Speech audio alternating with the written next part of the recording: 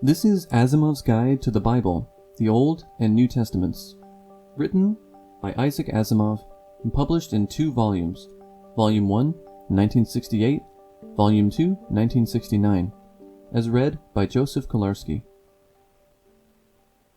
The most influential, the most published, the most widely read book in the history of the world is the Bible.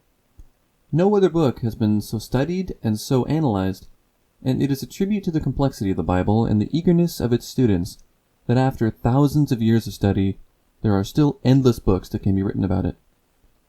I've myself written 2 short books for young people on the earlier books of the Bible, but I have long wanted to take on a job of more ambitious scope, one that I can most briefly describe as a consideration of the secular aspects of the Bible. Most people who read the Bible do so in order to get the benefit of its ethical and spiritual teachings, but the Bible has a secular side too. It is a history book covering the first 4,000 years of human civilization. The Bible is not a history book in a modern sense, of course, since its writers lacked the benefit of modern archaeological techniques, did not have our concept of dating and documentation, and had different standards of what was and was not significant in history. Furthermore, biblical interest was centered primarily on developments that impinged upon those dwelling in Canaan, a small section of Asia bordering on the Mediterranean Sea. This area makes only a small mark on the history of early civilization from the secular viewpoint, and modern histories, in contrast to the Bible, give it comparatively little space. Nevertheless, for most of the last 2,000 years, the Bible has been virtually the only history book used in Western civilization. Even today, it remains the most popular, and its view of ancient history is still more widely and commonly known than is that of any other. So it happens, therefore, that millions of people today know of Nebuchadnezzar, and have never heard of Pericles, simply because Nebuchadnezzar is mentioned prominently in the Bible and Pericles is never mentioned at all.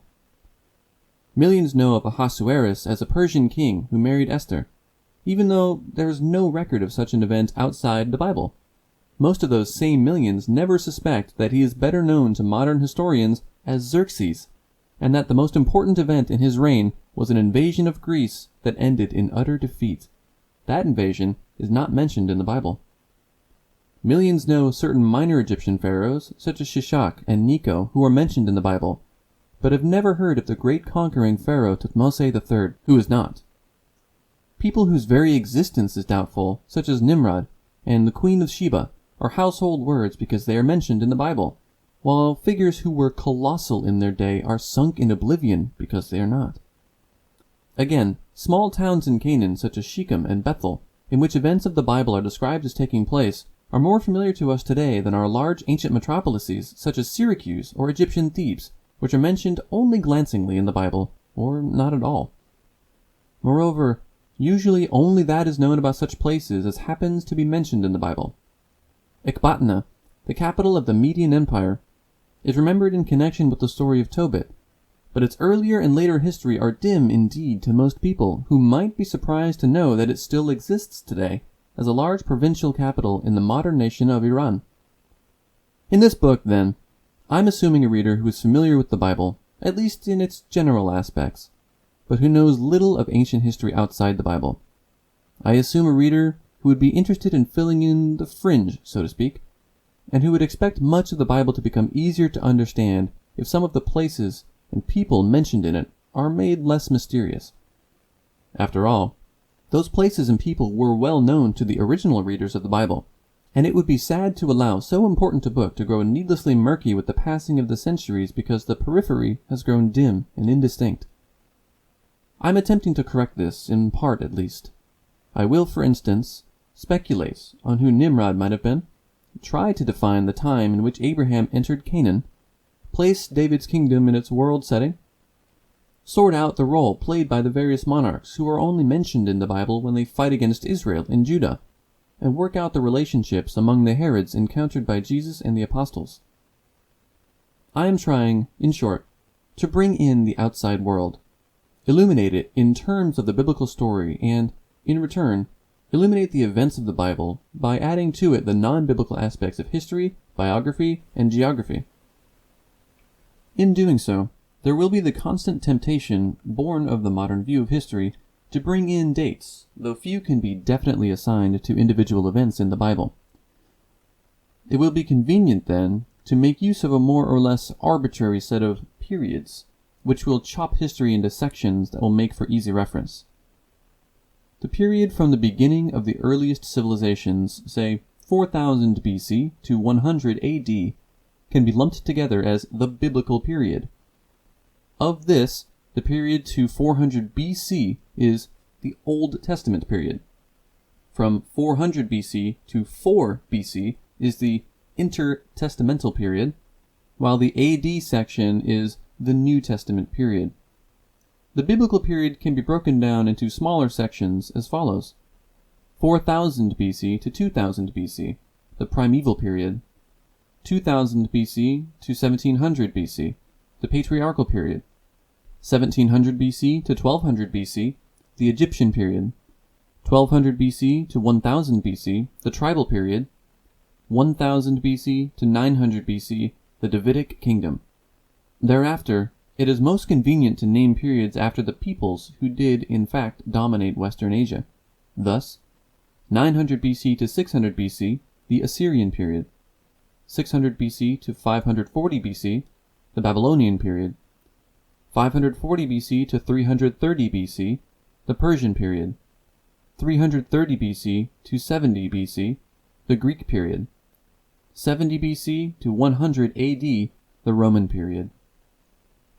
During the last century of the Greek period, the Jews won a brief independence under the Maccabees, so that the century from 170 BC to 70 BC might be called the Maccabean period. I cannot pretend that in writing this book I am making any significant original contribution to biblical scholarship. Indeed, I am not competent to do so.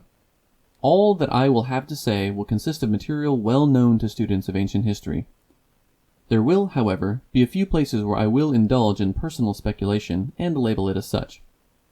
Nevertheless, it is my hope that this material, well known though it may be in separate bits, will now be presented in a newly useful way, since it will be collected and placed within the covers of a moderately sized book, presented in one uniform manner, and in a style and fashion which, it is hoped, will be interesting to the average reader of the Bible.